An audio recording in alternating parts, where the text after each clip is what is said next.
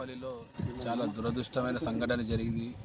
ఇక్కడ మా acre section కాలనీలో ఇక్కడ అంబేద్కర్ స్టాచ్యూ వేలు విరగొట్టడం జరిగింది. కాబట్టి ఈరోజు మా అంబేద్కర్ సంఘం నాయకులు ప్రతి ఒక్కరూ ఇలా పోలీస్ స్టేషన్లో కంప్లైంట్ ఇచ్చేసి వాళ్ళపై వీరి విచారించి కఠిన చర్యలు తీసుకోవాల్సిన విధంగా కోరుతున్నాము. అలాగే మా యువజన కాంగ్రెస్ తరఫున వీళ్ళకి ఎల్లప్పటికీ మేము మద్దతు ఇస్తామని కోరుతున్నాం.